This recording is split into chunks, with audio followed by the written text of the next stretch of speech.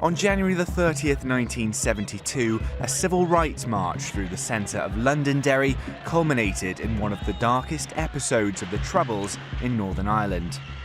The events of Bloody Sunday would come to define the conflict for many and leave a lasting legacy of bitterness and injustice. So what happened on the day?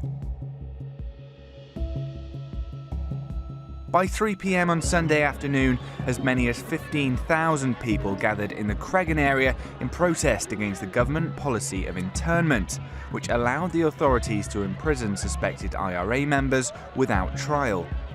Organised by the Northern Ireland Civil Rights Association, it was technically illegal, as all large gatherings had been prohibited by the Stormont administration. Ignoring the ban, the predominantly Roman Catholic crowd set off towards the Guildhall in the city centre.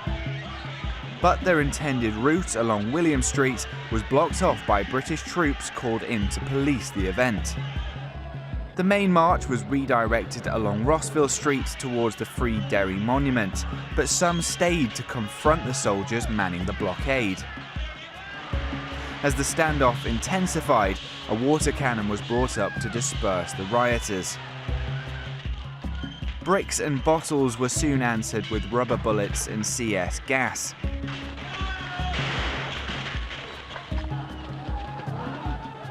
At 4:07, soldiers from the 1st Battalion Parachute Regiment advanced to make arrests. Moments later, as the protesters fled back towards the Bogside, shots rang out across the city.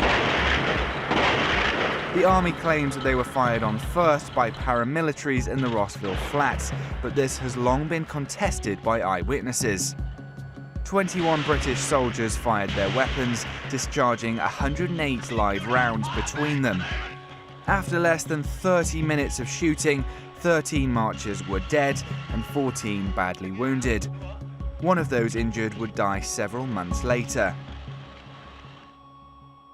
As retaliations began with the burning of the British Embassy in Dublin, the then Prime Minister Ted Heath ordered a public inquiry. The soldiers were largely exonerated by the widely criticised Widgery Tribunal, although the report admitted that their behaviour bordered on the reckless and that the victims were unarmed. Years of campaigning by nationalists and the victims' families followed, and a second inquiry was commissioned by Tony Blair in 1998. 12 years and £200 million later, the Saville reports concluded that none of the casualties were posing a threat or doing anything that would justify their shooting.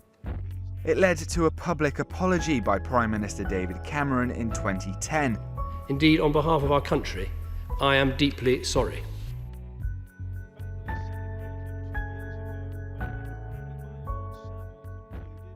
I'll get that little piece of dandruff off.